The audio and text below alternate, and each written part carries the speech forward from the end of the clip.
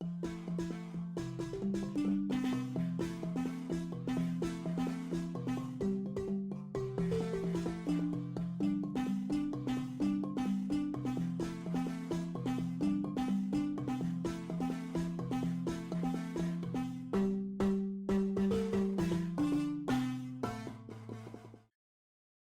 like to welcome you all here to Poetry Street. Poetry Street is the room without a roof where every voice is heard.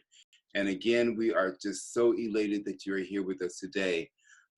Now, we are living in a time where police are still killing Black men and women. There's a lot of injustices. And I just wanted to point out, the fight is not over, and we need everyone to be anti-racist. I do want to acknowledge the indigenous tribes, the elders, and pay tribute to them because they are the original owners of this land. I would like to introduce you to my co-host, the wonderful, talented author of Sleepless Nights and an Emmy award-winning Maggie Bloomfield. Thank you. Thank you, Chip. I want to welcome you all, and we'll go into the appropriate policies and procedures in a minute. But Chip, I think that you should share with everyone the wonderful work you're doing with the multicultural people and tell them the dates of that. But the work I'm doing with the Multicultural Solidarity Diversity, I'm one of their facilitators, and we, a diverse group of people, will talk about racial issues. And yesterday our topic was being an ally and anti-racist, and also to talk about our feelings regarding the verdict, the police officer who murdered George Floyd. A lot of people don't know how to have these conversations, these hard conversations. We try to provide a space so that people can just come together, share their feelings, and share their ideas of how to make the world a better place. Thank you so much for doing that. Well, thank you, Chip. And it's such important work. And you know, as the leader here, you don't blow your own horn enough. So sometimes we got to do it for you. Amen. Amen. Amen. Okay, so Poetry Street on the road on Zoom. Okay, we are just about to celebrate the 8th anniversary. I believe it's the 8th anniversary. Is that correct, Susan? Of Poetry Street, a venue that was begun by Susan Dingle and Bubby Brown 8 years ago at the Blue Duck Bakery in Riverhead. And wow, it's still going strong. Yes. Strong as ever, stronger than ever. And we're gonna keep it going. We'll keep it going on Zoom forever, and who knows, perhaps we all shall meet again somewhere in the flesh. Wouldn't that be nice? Today we have two fabulous features today. I'm happy to introduce them. After the reading, we will have an open mic. As Chip said, if you'd like to read at the open mic, please sign up in the chat. Okay, so today, our first feature is Mindy Kronenberg. She's an award-winning writer with hundreds, and that's no exaggeration, of publications worldwide.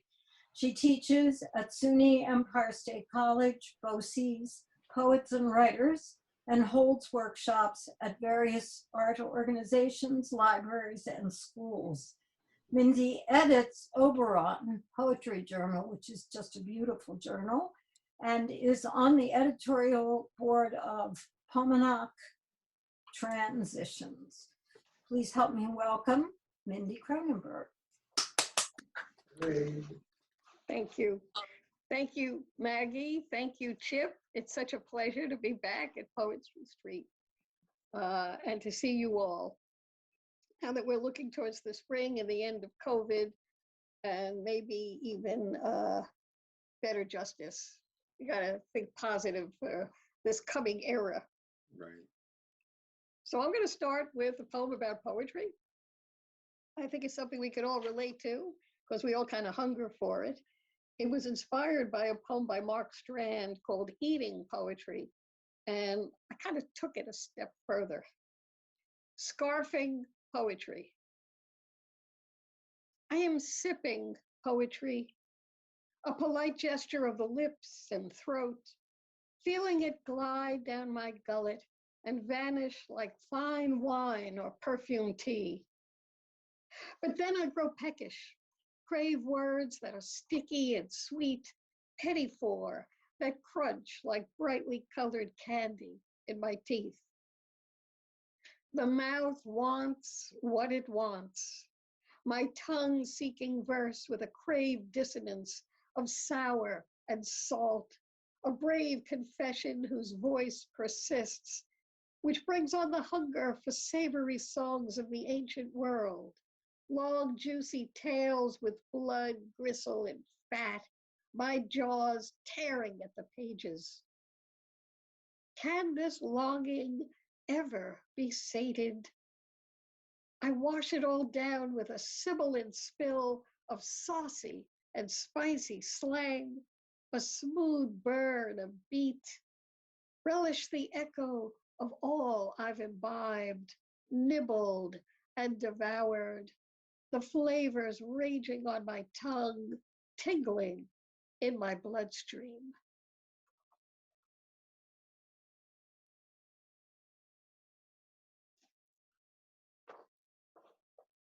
Thank you. By design. If the page is a room, walk its lengths and corners, count the steps and turns, and imagine how to furnish with words, softening the corners with pillows that surprise the eye, giving edge to the seamless expanse, as with occasional tables tumbled like dice. Should there be a cone of light or a pool of dark between stanzas? Would it help to have a stairway twist and carry the reader down a flight to a floor carpeted with a river? Let's create weather from weather, corridors of conundrums and answers summoned in enjambments, and between the lines of closing doors echoing the hallways, a window seeks a vista in a bright place decanted from memory.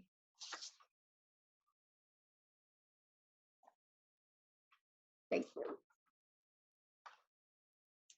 This is another obsession. See if you can relate. It's called books. They are my anchor and albatross, both a window for changing vistas and boarded wall begging to be freed. The skyline that shrinks, then ascends as life migrates across its quixotic map. Shiny covers yellowing from within, seasoned from my fingertips, tears, and moist laughter. I wonder at the span and spasm of time, shared thumbing of cherished and crumpled pages that's numbed when the hands of friends and loved ones stop reaching into private spaces. Silenced whispered assurance or lip service, their voices summoned in each crevice, the cracked spine's silent witness to their sublime traces.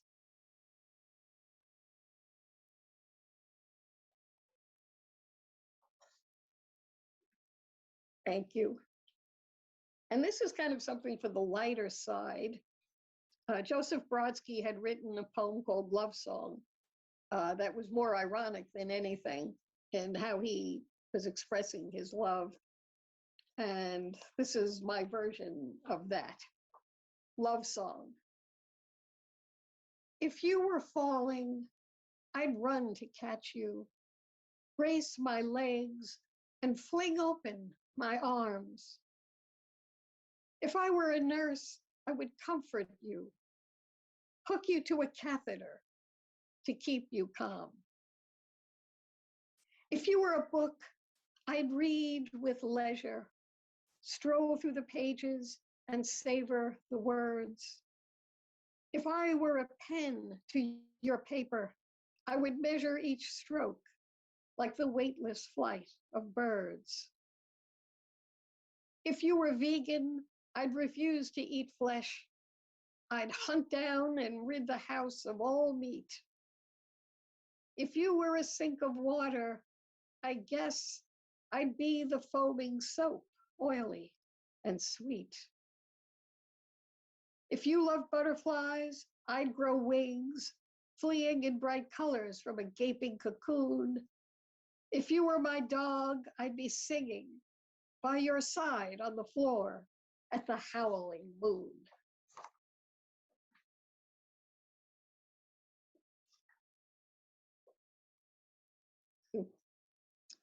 Archaeology. What is the evidence of love, really? A small heartbeat hidden in the frills of a rescued seashell, the glimmer of sun glowing in a bowl of arranged stones. Sometimes a lost object protrudes from a pocket, pinches a finger drawing blood, bringing the tongue to taste the wound. Other times a pebble rolls in the toes of a shoe, never embedding or escaping, growing in size until removed. And what of hair clinging to an old coat, its color brighter than remembered, a single strand pulled from a sleeve that hangs in a dark and quiet space where, undisturbed, it remains in embrace. This is kind of a COVID poem, and it was published, as a matter of fact, in Gail Teller's anthology, Corona. We just recently had a book launch for this. Yearning for a tea party in assisted living. It's been so many years since a rabbit engaged her, pocket watch ticking a hurried rhythm, her eyes widened for adventure, the tumbling down tunnels and emergence toward a welcoming light. The clatter and clink of dishes and cutlery now bring a timed music with a knock at the door. Pedestrian fare for her tray table, the massed voices of the hallway disappearing as the door closes. At 90, the walls of her room shrink around her limbs, brightly studded with photographs of children, the smiling faces of familiar adults, and the television muttering day and night about staying inside, staying distanced, staying safe.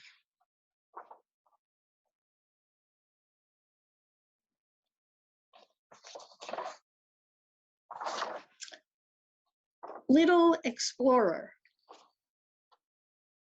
On your first trip to the huge museum, with its arms outstretched along rows of majestic marble steps and golden banisters begging the grip of your flailing 5-year-old hands, you ran through centuries of humans draped in skins and tunics, huddled in caves and huts, tribes poised for the hunt, with wolves lured by campfires, then tripped backward into dinosaurs with bony necks and undulating tails, raised with plates and stakes, to swing at predators fanged and saber-toothed. Primitive boy, you leapt, alarmed, growled, and swung your fists in their shadow, bared your baby teeth, howling as you raced from their footfalls, and fell into the stars. Veering along the Milky Way, the gravity of dreams called you to planets that danced over your bed. Your orbit slowed and stilled in your father's arms.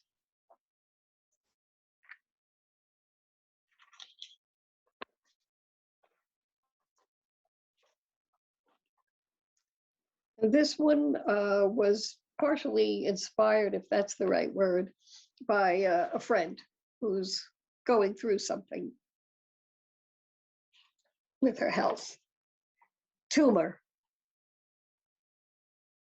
Stuck in the throat, like a word elongated by time and anger, or regret that spun itself into a bitter egg.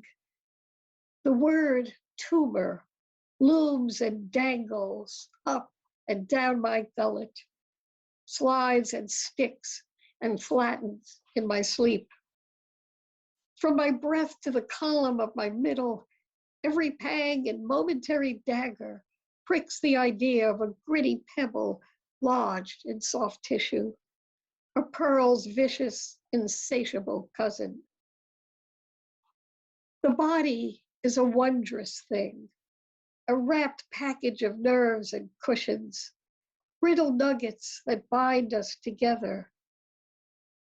What glittering and velvety junk we are, moving through life in each other's arms, hiding and hidden from love and hurt, blind to the unknown marauders in the dark. How am I doing on time? Thank you. Okay. Yeah, you're good. Mindy, your poetry is just so powerful and so beautiful. Oh, thank you, Chip. Yeah, you can do one or two more like this. Thanks. Okay. I didn't want to get too heavy, but I find myself a very frustrated person in the last few years.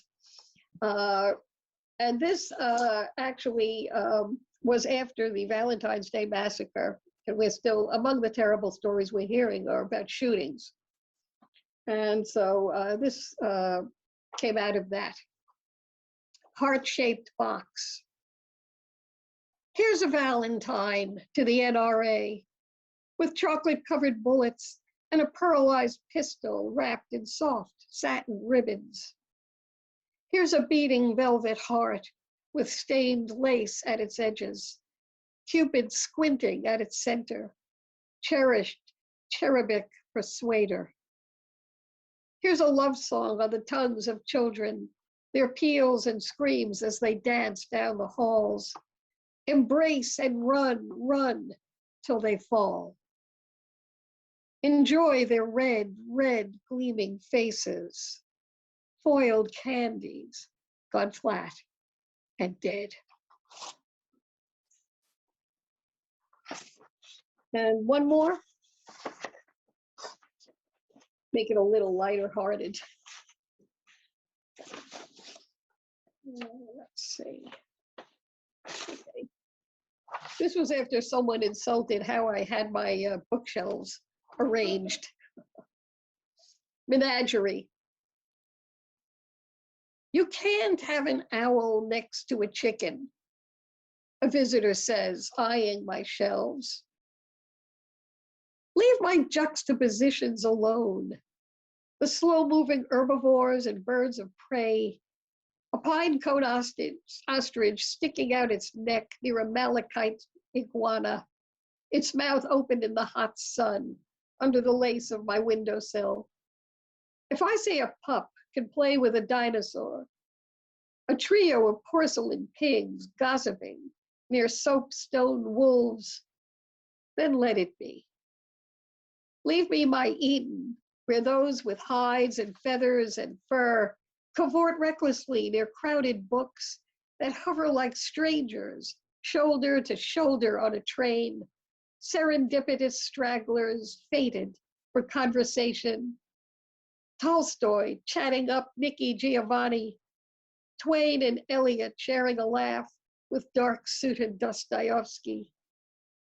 Stay away from the photographs of the smiling dead and the furrowed living, the children who emerge from their picture frames in a blur from bundle to bonfire, the sedentary elders and exuberant acrobats enthroned and airborne on the stage of my credenza, Cirque de So What. This is my garden of cultivated happenstance. Thank you.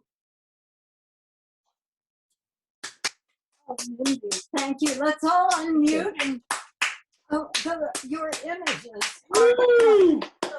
Mindy, that was Thank awesome. you. Thank So you. much. Oh, Wonderful to hear you. thank you. Oh, thank you so much, Susan. much. Love your work. Good to see Love you. your- My goodness. Okay, what a start. And I totally identify with that last poem, I have to tell you. How dare someone insult our bookshelves? And how imaginative of you to make a poem of that. So yes, so we've gotten off to a beautiful, beautiful start. And now we are ready for our second feature, who's an old friend of mine from graduate school. And just a fabulous, fabulous poet. Adrienne Unger received her BA in English and Creative Writing from Stony Brook, Southampton, and an MFA from George Mason University. Poetry, essays, and fiction have been published in the Southampton Review, Chautauqua, Harvard Review Online, Mystery Tribune, Flair, the Flagler Review, Oberon, Pomona Transitions. No, I'm sorry. Passenger and Ale House, among others. So she is deservedly and widely published, and we are lucky and blessed to have her with us this afternoon. Help me welcome Adrienne Unger. Oh, thank you. Thank you. It's been a while since I've had a chance to read at at Poetry Street at Blue Duck. And I'm looking forward to getting some new poems out in circulation and letting people hear them. Is everybody hearing me okay? Great. Okay. Start my little timer so I do not go over. The last days walking through the doors of my church. There is no name for a Baptist who no longer prays, who only sees the backside of a pew for weddings, funerals, and last Christmas, but falls silent when the right chords from a gospel-painted riff rises from the radio. They exchange pleas for love for a call to prayer left rusted in the wreck of their devotion. So many sermons I didn't listen to. Obey or be damned, but each Sunday I waited to hear the chant, "The Lord is in his holy temple." That meant something. This home is sanctuary, even when the occupants disagree. As a child, before the start of service, I would lay with my face turned up to the arched walls and revel in the silence of stained glass and the repainted heavens. I ignored the face of God portrayed behind the dais, put there by an artist when the Poles lived here, and couldn't imagine we Negroes. I was told the face of God is in me, and I believed. I met this Black woman, a monk wrapped in cloth the color of a beating flame, who called herself a Christian Buddhist, which to me sounded like she was eating the cake she still wanted. She said she couldn't completely let go, but I had let go. Not when the news is full of people committing crimes in the name of God. I had let go, not when children die, because this kind of death no one can explain.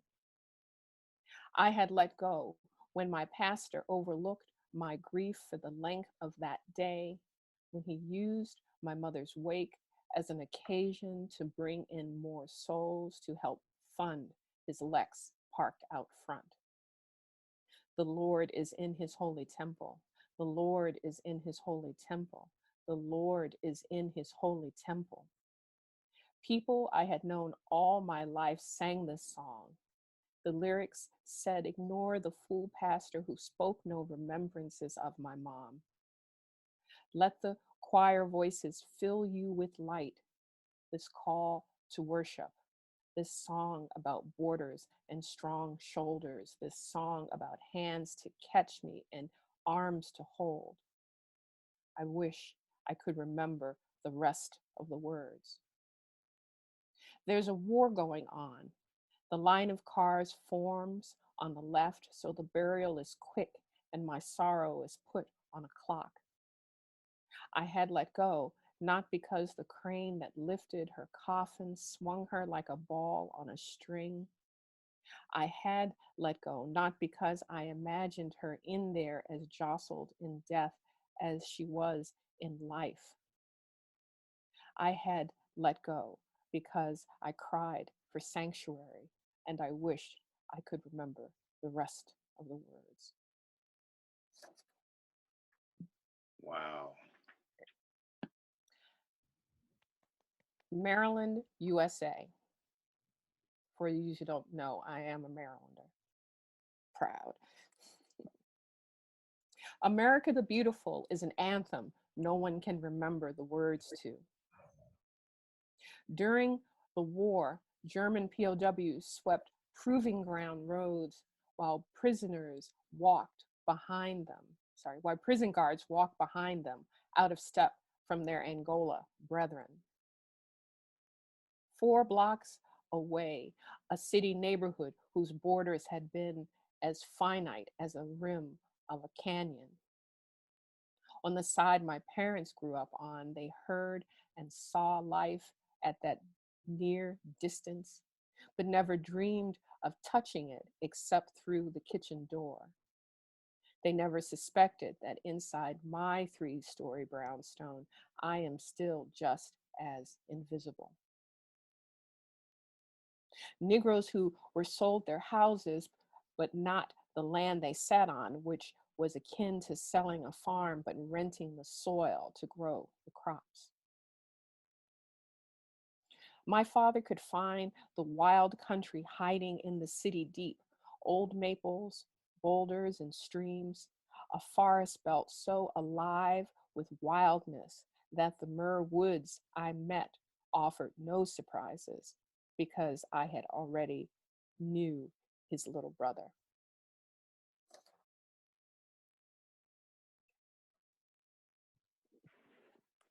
Five poems, Father, after Nicanor Parra.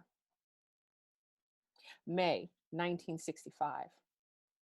Beneath his oiled tools, Father concealed his paints, umber, azul, and moss, half-used, hardened with age, absent of companion canvases. May 1969. Standing at the front door, my head halfway below the knob, wailing for my father not to leave for work, him waving goodbye as he walked to his car. May 1996. I'm in the kitchen where real conversations happen. The sound of bent caps hissing, tumbling from long neck beards. The first drink of a widow and her child in the beaded condensation rolling across our grip. May 1997.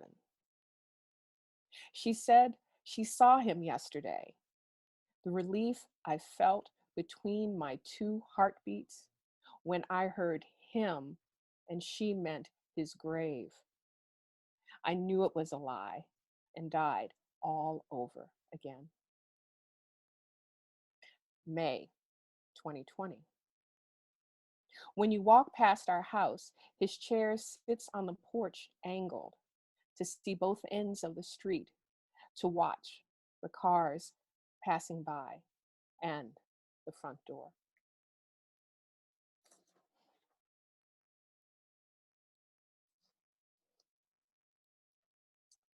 Rattlesnake. There is no mistaking a rattlesnake when you finally see one with your own eyes. I didn't need an introduction from the Illustrated World Britannica, or have to task my mind to recall that film on Southwest Wranglers in their custom snakeskin shoes, or replay in my head the radio voices of rambling pastors speaking in forked tongues, looking to recover my harlot's soul. When I finally saw that legless reptile lounging under the high Saturday sun on blacktop as fresh and final as executioner's ink, when our car swerved as we hit the crest of that backwoods stretch of Blue Ridge Mountain Road, I saw a diamondback mosaic coiled around a drop-dead frame. I admired the mustard and ash scales sizzling against the hard double yellow line. I found it exquisite and deceitful, like my lover behind the wheel. And I could not help but be warned about the meandering creatures in my way, waiting for me to move first, making me wonder why I was there.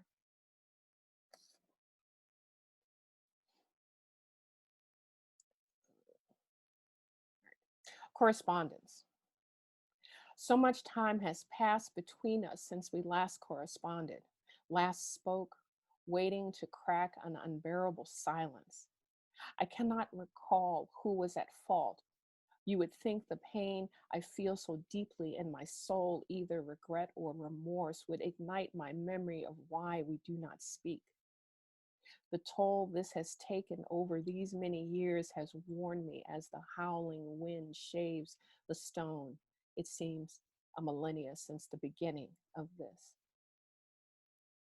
If you would answer me, we could begin anew, recover from the ordeal where you have chosen to remake a life, cut away the clay that no longer suits the steps you have taken. I have changed since your last notice, your complaint against the upkeep of your house, now resolved. I am a good steward. The cottage, much improved, the leaded windows tidy, the painting done, the yard and back kept green, spilled with the dressings of June, the summer porch neat with 3 chairs for people to sit. I wish that you could see how correct my response has been, that you would write back to me with cordial words of your pending arrival. I would be so glad to see you and see my daughter. How does she look? I long to see her, receive a brief word of her well-being, one word from her to know that I exist. I would not have thought such a small life would affect me so.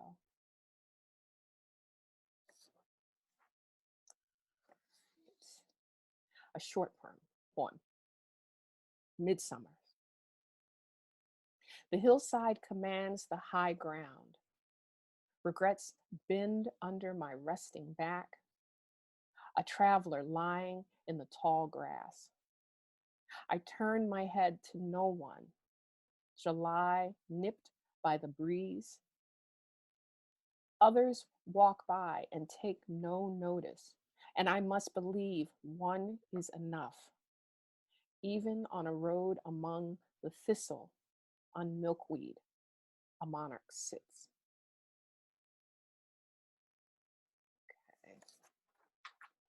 Right, and I am going to wrap with this poem. This is a poem that is restructured from a poem that I read, which I thought was just beautiful and marvelous, but just painfully, painfully heartbreaking. And, you know, I've been writing remembrances about my parents and all this stuff going on TV. And I just, as much as I loved it, I'm like, I can't handle one more really sad poem. So I decided to flip it upside down. I've been thinking about metamorphosis, and this is what I came up with. So, all day I hear the noise of wind laughing after Alejandra Pizarnik. All day I hear the noise of wind laughing. All night I make the day outside me. I make the night that begins at your command, that laughs because night soars like wind through day. All day I hear the whispers of someone finding me out. All day you desire me slowly, like the wind that laughs slowly soaring. All day I sing incandescent songs, songs of snow. All day someone checks for me and I check for a hint of you. The noise of the adventures into the circle near this joyous light shaded by my desire.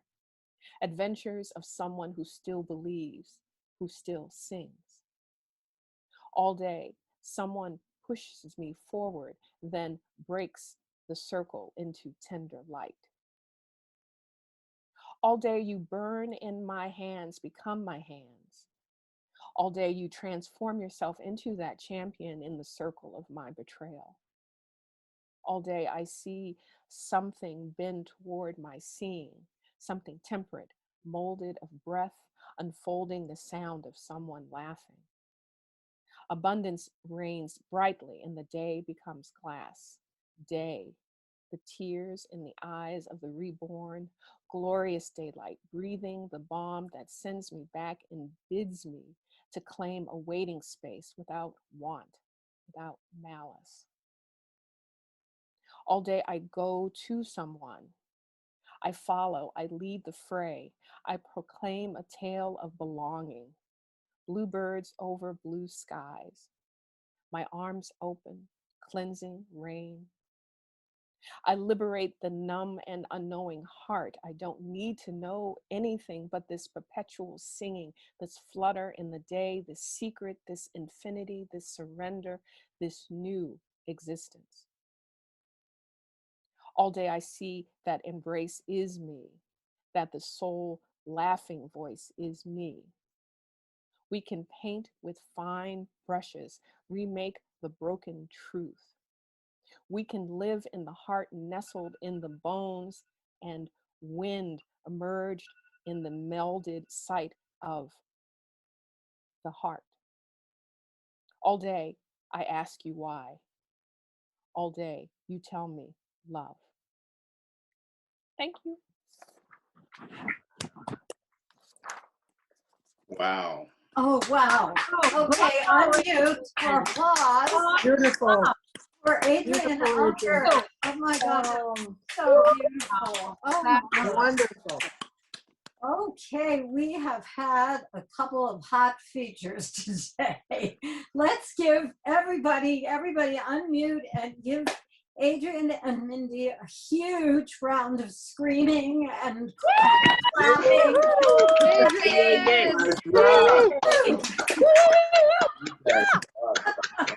Okay, all right. Oh, what a pleasure. What a pleasure. Thank you so much. Thank you. So my work here is kind of done for the moment. I'm going to turn the mic back to our glorious Chip for the open mic. Thank you so much, Maggie, and thank you so much, Mindy and Adrienne. Oh. Your work is so wonderful. Wow. Wow. Thank you, Chip. I don't know about you guys, but I really need poetry in my life, and I need Poetry Street. This community of poets really like therapy to me, and I just really appreciate the honor of leading Poetry Street along with Maggie Bloomfield, and I thank God for our founders of Poetry Street, Robert A. Bubby Brown and Susan Dingle, who started Poetry Street 7 years ago in 2014. But now we're on Zoom and everyone's here with us, and we're so glad to have you all in your own homes, but still sharing with us because we need you. Okay, now the rules for the open mic. If you want to read, please just put your name and where you're from in the chat.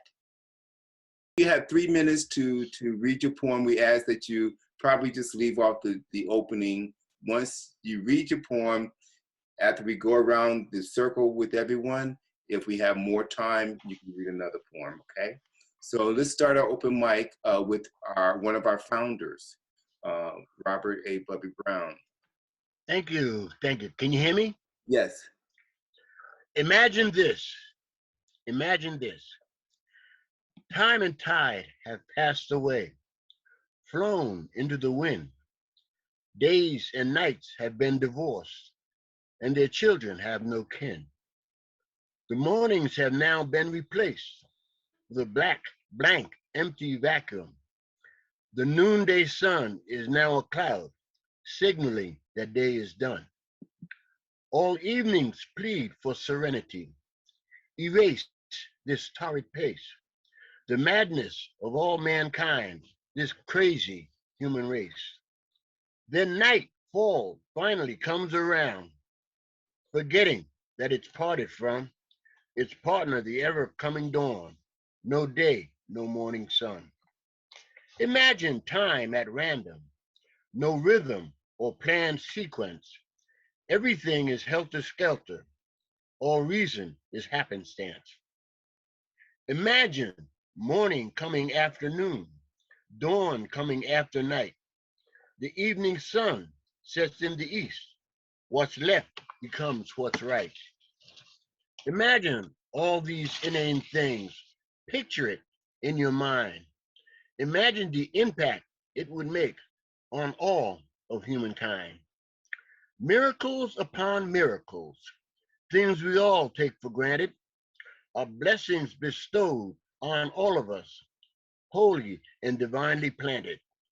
Night, dawn, morning, noon, evening, then twilight time, the sequence surely put in place by a power higher than mine. Imagine spending time here on earth, years plotting this planet sod. No reason, no sequence, no pattern, no plot, without the perfect plan of God. Wow. Thank you so much, Bubby. That was amazing. Thank you, thank you. Doreen Spungen. Thank you. Chip, thank you. You're welcome. Mindy and Adrienne, what marvelous poetry. I'm so grateful that I can be part of this group. This is called Defrosting the Letters. After so much time, letters forget how to spell. The spell has been cast and the die. We are all in training for death. I lift weights, waiting for the weight to be lifted. It hasn't happened yet. I begin to doubt the existence of joy. At the darkest moment, glimmers of light appear and the letters begin to form words, the words, lines of poems I thought had died with hope.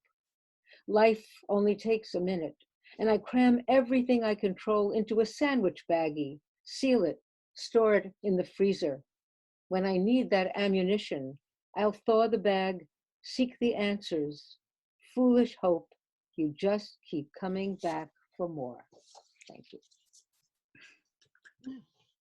Yes, yes, yes, yes. Okay, our next poet will be Nina Yavelle. She's featured on Poetry Street on the Road, episode 3, and that may be found on our website, poetrystreetontheroad.com. Nina Yavelle. Thank you, Chip. Thank you, everybody who's read. Beautiful reading today. And this poem is called Legacy. After a death, the wind brings colors from the sea. The houses are clearer. The hair hangs in washes of blue and green. In your disguise, the dust just dark glasses, the chambray shirt rolled at the sleeves, yellow pants, the long pole, you look just like a fisherman.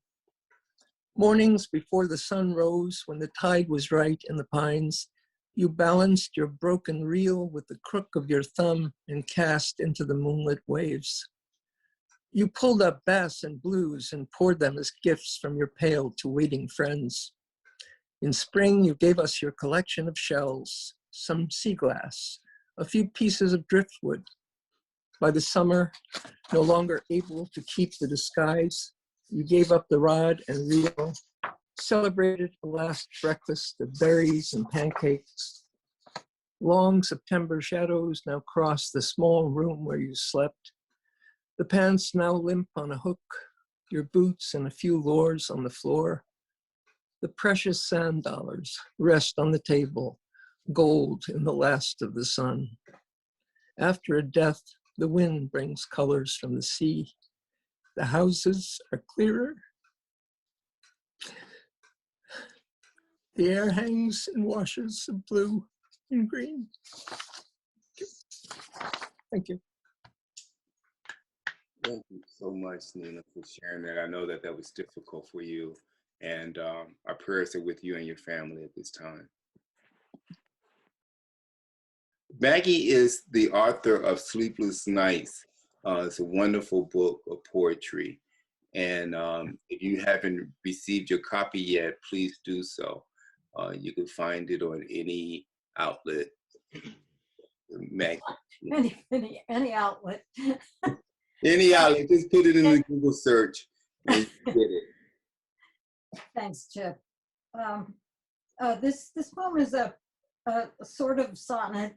It's definitely a work in progress. It's called Times Square is Empty at Midnight. What is this? Times Square is empty at midnight. Even our ubiquitous rats have taken flight. I pull my knit hat down over my ears, hoping it hides my vulnerability, drowns out the silence no one hears. Where is the raucous energy? Where are the vendors, music, jostling crowds? Neon itself is dulled, throbs with lethargy. A siren sounds, a mere sting in the night, distant, not loud.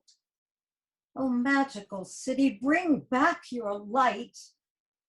Times Square is empty at midnight. All right, we can always leave it to Maggie to bring it back home. Thank you so much for that, Maggie. That was wonderful. Yeah, Times Square is going to be full pretty soon, that's for sure.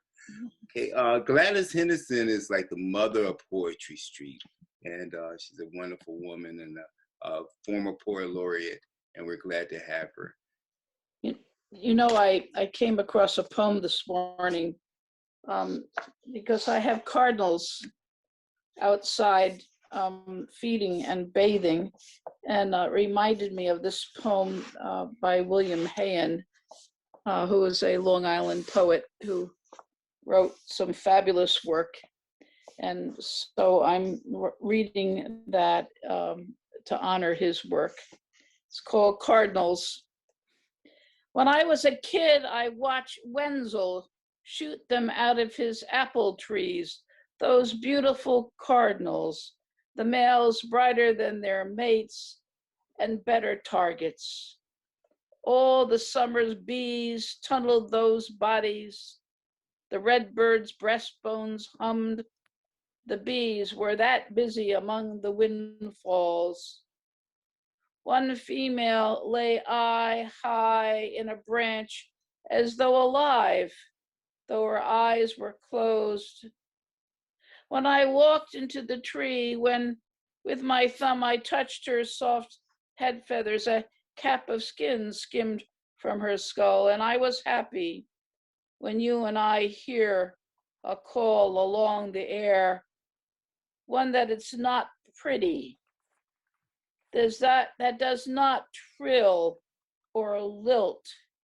Should we trace it and kill it? Wow. Wow. Yeah, that was Wow. nice. Gladys, Yes. do you have a book? Yes, Eclipse of Heaven.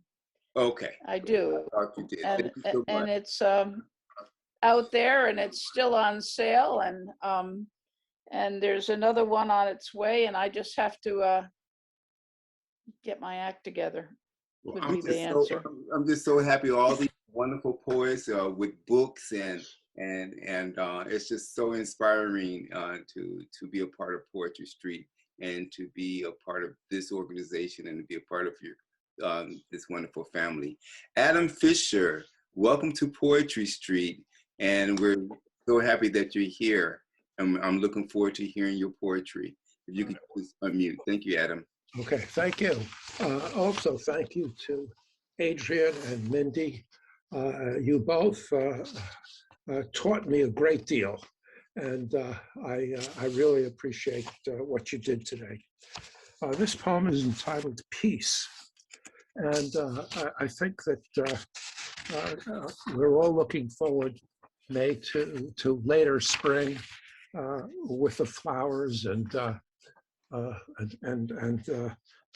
warmer weather. So this is deep in maple shade. Green and white hostas thrive with ferns and woodruff. The great blue-gray spruce rises like a bearded sage near peonies, whose purple and pink flowers are extravagant, but welcome more modest geraniums.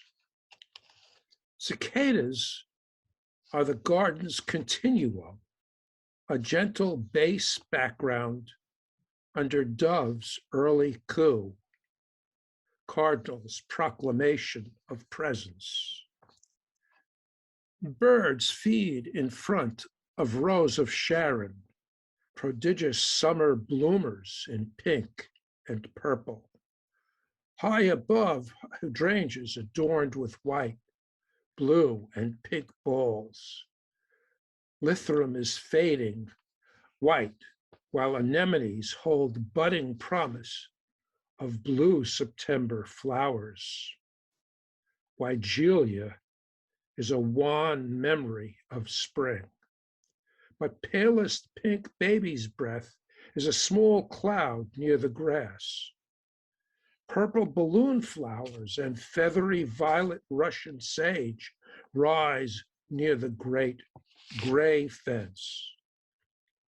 Spent Japanese irises are next to gaudy yellow-orange rudbeckia, while phlox, pink and white, are next to yellow peace roses.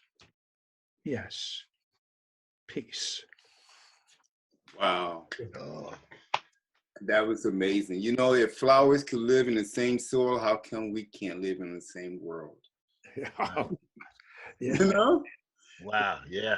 Wouldn't that just be so awesome? Okay, we're gonna keep it moving. Kathleen Goldhurst, and if I'm pronouncing your name wrong, please correct me, Kathleen. No, you're right. You're right. Thank you. Where are you from, Kathleen? Well, I'm been from Shelter Island, and right now I'm in Brooklyn. Okay. So I'm bi-coastal. Awesome. But I've been to Poetry Street before when it was at the Blue Duck, and I'm so glad to be back. Thank you. We're glad to see you. Okay, this poem is called Now. Now it is 1 year since you disappeared. For all the nows from now on, I will be waiting for you, but you will not arrive. Not now, not ever. Forever and forever, we will all be waiting. But when we open the door, you will not be there. You will not reach down from your beautiful tallness for a welcome kiss. We will not sing another happy birthday to you. You will not pour me a glass of Merceau. It will always be so. You will always be leaving. Nice. Thank you so much for that, Kathleen. Now, I want to go with someone that's also on Poetry Street on the road. This man has the smoothest voice that I know. And he's shaking his head. He knows who I'm talking about, Mr. Dr. Mark Yaslow. Dr. Mark, How you doing? I'm fine. How are you? I am okay. I'm okay. I missed you at Poetry Street. I know I've been busy at the times when Poetry Street has come about, and today at least I got half of it. All right, awesome. I'm glad you're here. Please start reading. Okay. This is called I Watch Him Walk. I watch him walk to the center of the field every night, and he speaks to the sky. What answers does he find in the moonlit scudding clouds that hide and reveal Diana's bow-driven penumbra? The resonance his words engage in the shimmer of night, as light and darkness cast and withdraw shadows upon his upturned face. Does he pray for the return of a soul now dancing in the darkness? Does he prepare his way along his earthly mortal journey? And now he walks with slow step back to his beginning. I raise my face as well to ask that he be heard.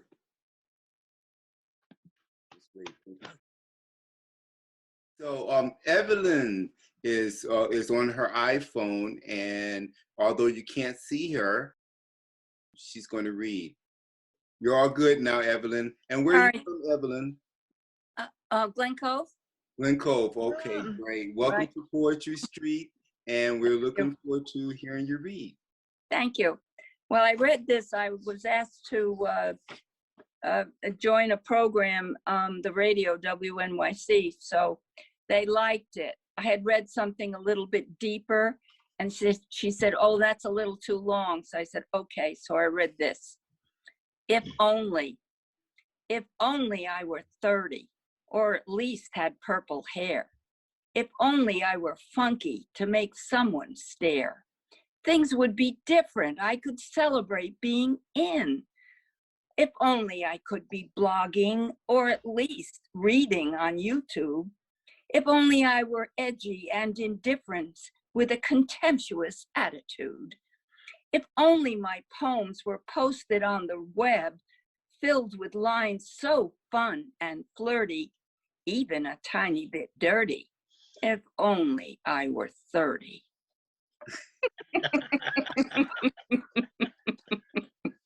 If only.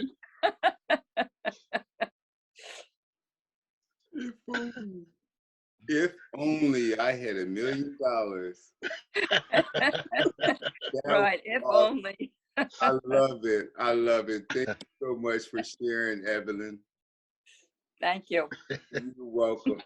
Okay, so we actually almost have everyone on. We want to bring our founder on, Susan Dingo, who's going to share with us, and then we could do a second round if anyone else wants to speak.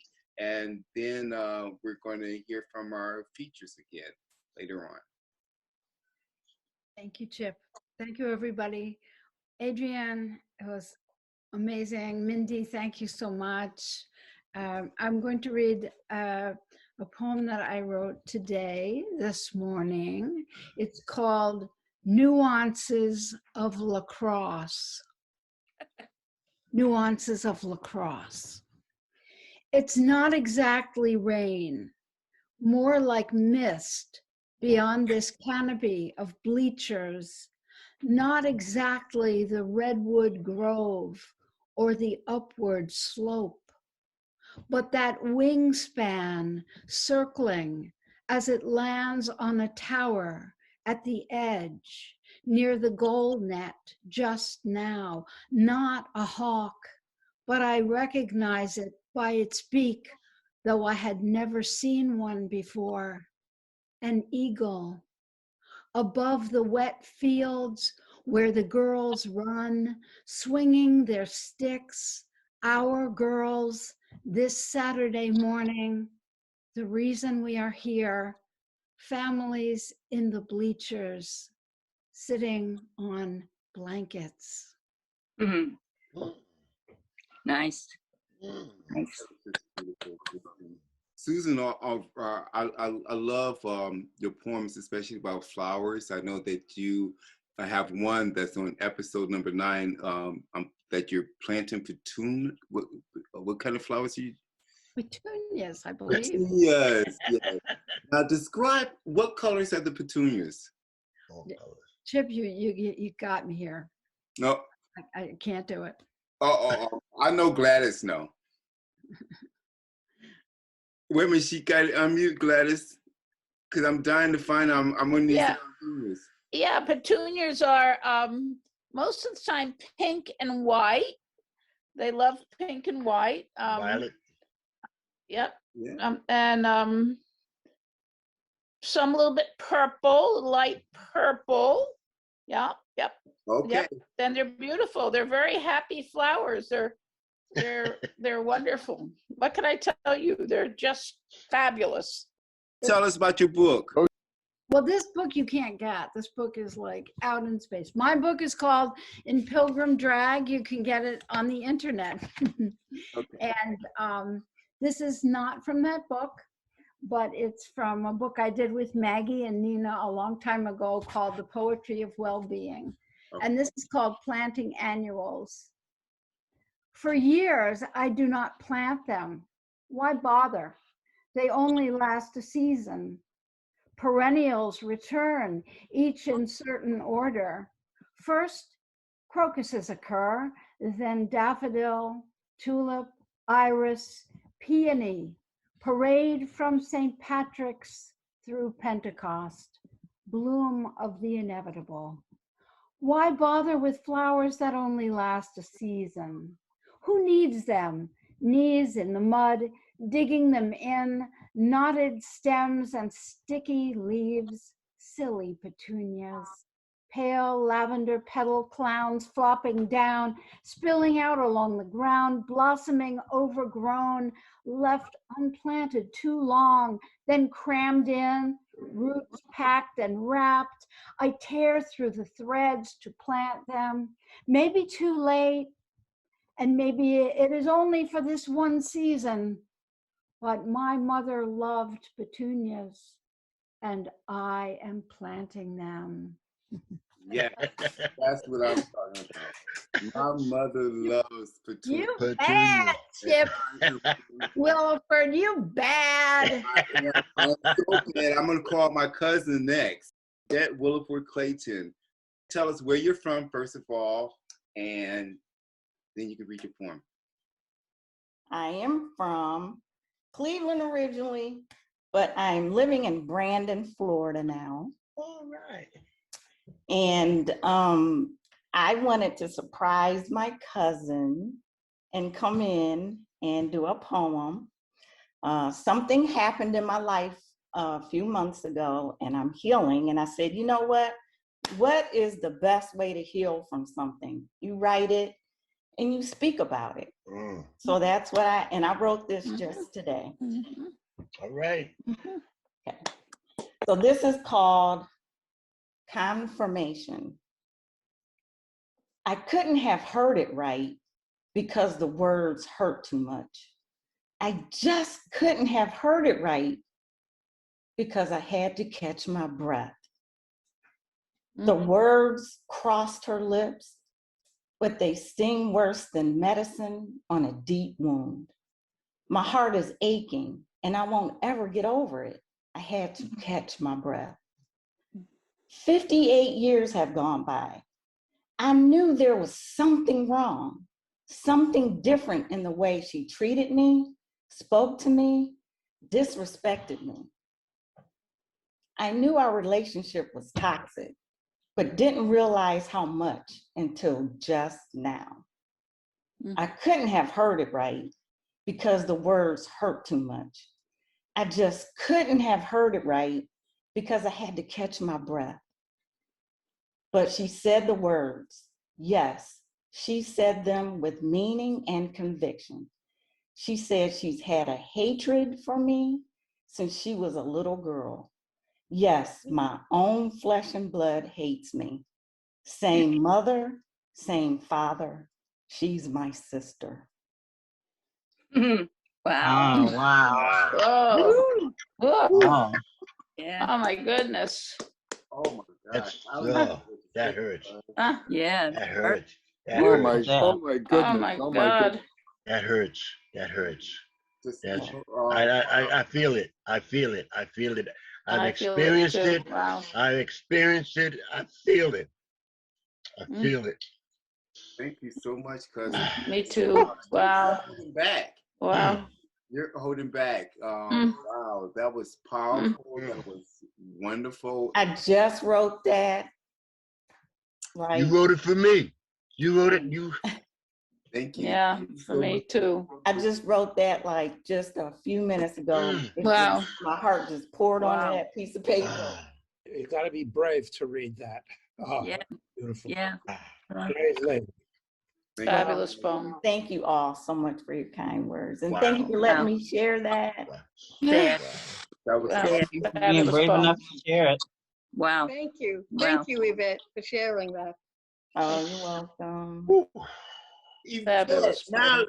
you're part of our Poetry Street family for sure, for real.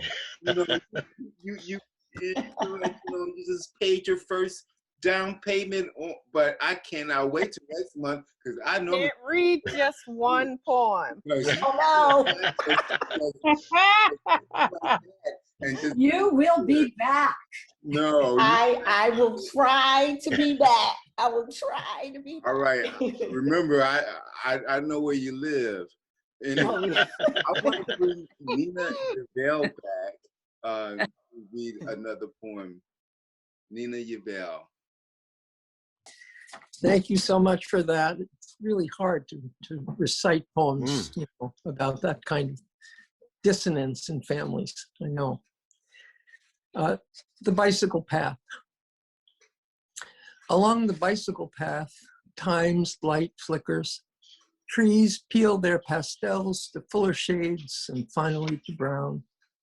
Nearby, the sea flutters with imaginary fish, slips beneath quickening mallards, stirs the meringue shore. We pedal in and out of seasons, tracing footfalls below a teal sky that speaks of summer's morning or winter's afternoon. Here, the clouds hold the sun like a marble in their billowy cheeks. Thickets hold their berries from late August through to June. In time, the gulls that tossed black shells to the stone-cluttered sea will drift as decoys on the swelling sea. The marsh grasses that whistled like children and pulled at the wind with silvery teeth will shift from silver to a drier gold, and we will walk the bicycle path, growing young, growing old. Wow. Very nice. Nice. Very nice. Thank you so much, Wow. Nina, for that. Very nice. Yeah. Okay, before I turn it back over to Maggie, who's going to bring back our featured poets, is there anyone else that would like to read? Could I do one more? Bubby, I would be so disappointed if you did not do one more. I want to, Mindy and Adrienne, I just love sharing when you hear good stuff and stuff that you can relate to and things that have meaning. And Chip, I want you to know that your marriage into Poetry Street was by no means an accident. You have been a blessing to Poetry Street, and you fit. Love you, man. Thank you so much. Love you. Okay. Love you. This poem is called "Put It Back." The moon arose last evening. The sun set in the west. The grass is green again this year. Birds return to their appointed nests. A man lives his lifetime. Iron gets reduced to rust. The tide has its ebb and flow, and man returns to dust. All of life is a cycle. All things do what it does. Then time makes sure that everything goes back to where it was. But man's upset the apple cart, took nature off its track, making things in combinations, then can't put it back. In war, he hides mines in the ground. To his enemies' surprise, when violence rests and peace descends, children lose lives, legs, and eyes. Rockets launch deep into space, stuff packed in its trunk, then comes back home to planet Earth, leaving space filled up with junk. He learned to split the atom, but in experimental haste, he didn't stop to figure out what to do with nuclear waste. It's good to make progress. Rest assured on this fact, man's demise will come from things that he's made that he didn't know how to put back. Oh, yeah. All right. Yep. Yeah, yeah. That's our Bubby. That's our Bubby. I tell you, Bubby's my mentor. I love him so much.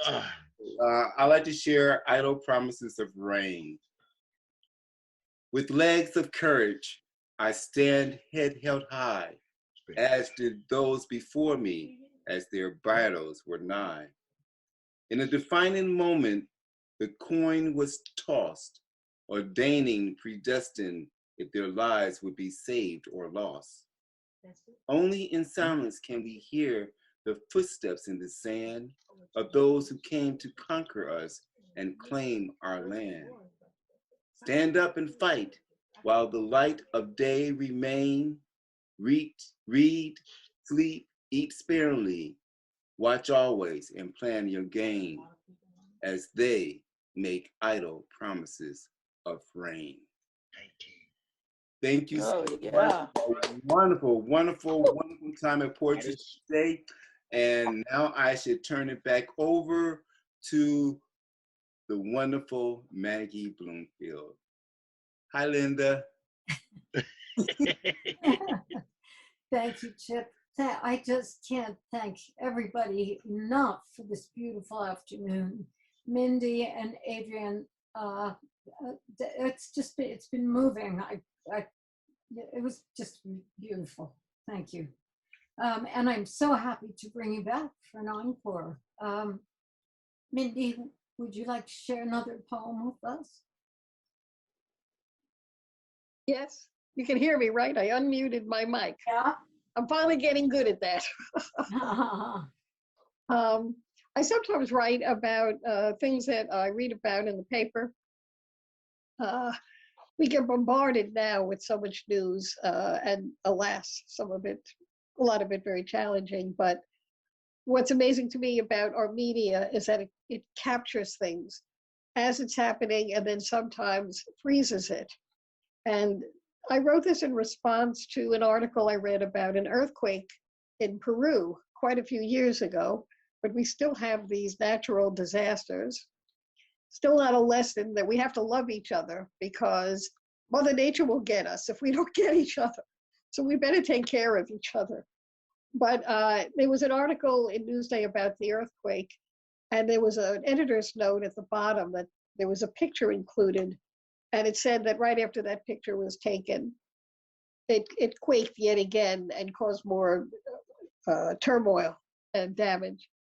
But I couldn't get the idea of that being frozen, these things being frozen in time. Terrible embrace. The distance between life and death might only be the footsteps to open ground. They didn't make it. The boy slumped in the back of night class. A girl selling candy outside a bank. A dancer standing in a room of mirrors, head like a swan's between bowed arms. It was only 2 minutes. The city held its breath as brick and adobe collapsed into fists. Hotels tumbled onto guests. Billiard hall players sank into tables. Church ceilings fell upon the faithful. Blood-stained mosaics of timber, stone, and dust. When a prison wall shook and crumbled, hundreds of prisoners ran into the streets. Fishing boats clustered like a catch on the buckled pavement of San Andreas. The photo in the paper is a shock of color on ashen text.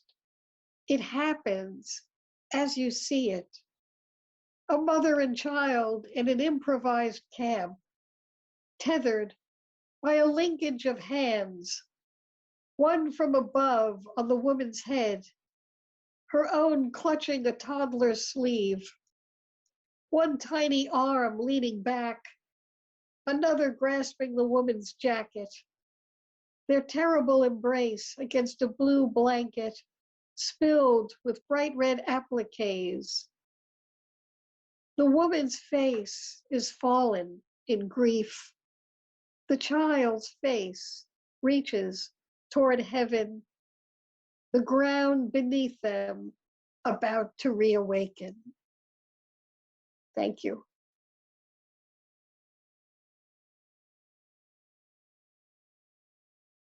That was awesome. That was awesome.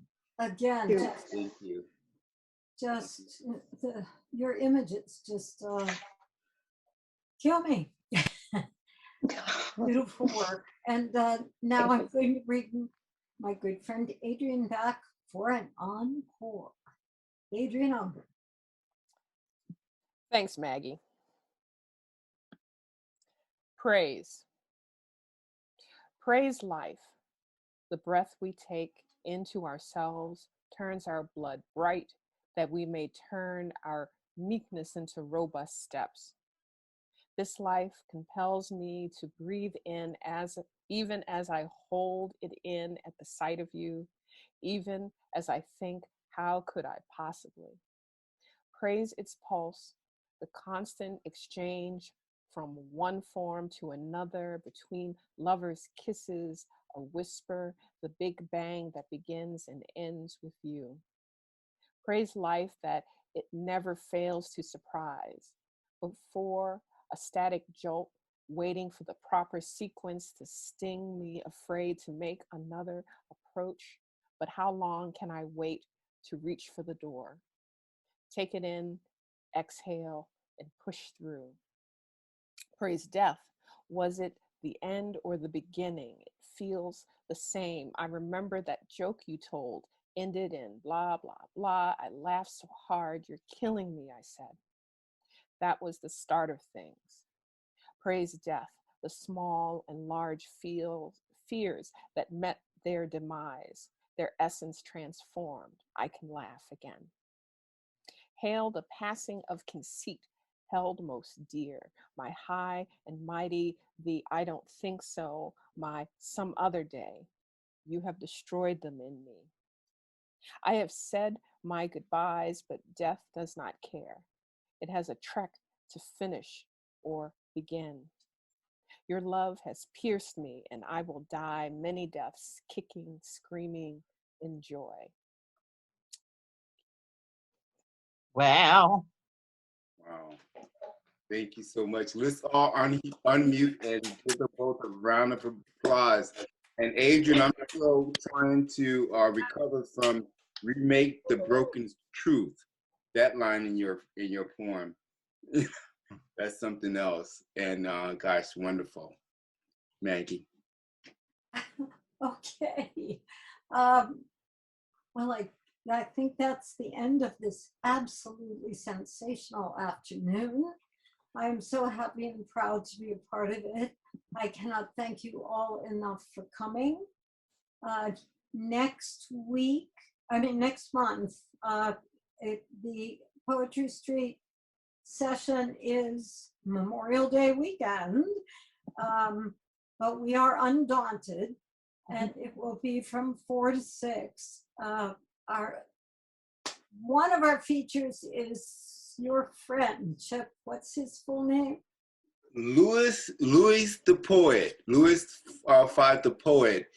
He's awesome. He's incredible.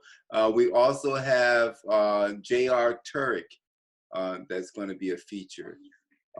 Who's also a wonderful person who's actually been honored today, and we're just so happy that she's being honored and she'll be here next month.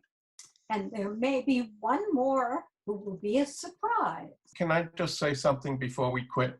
Absolutely, Bill. This is such a supportive community. I wanted to come today, even though it was difficult for me.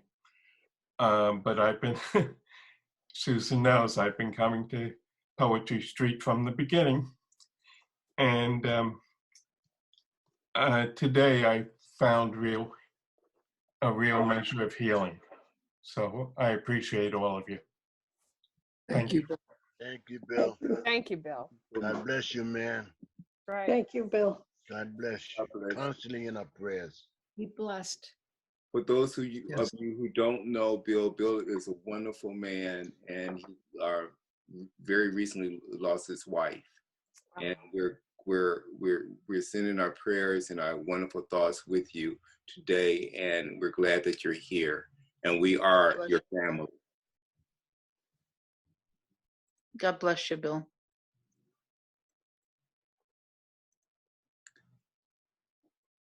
Thank you. And thank you all for coming and being here today and sharing your poetry and sharing your love. Please love someone else outside and continue fighting the good fight and getting into good trouble. Yeah, you know it. Thank you, Chet. Thank you. Have a great month. Good to see you, Mark. To you. Thank you. Bye-bye. Thank you, everybody. Good night. Great seeing you. Bye-bye. Thanks, everybody. Thank you. God bless you I guys. love you. I love you. Thank you, Kathleen. Love you. Come back.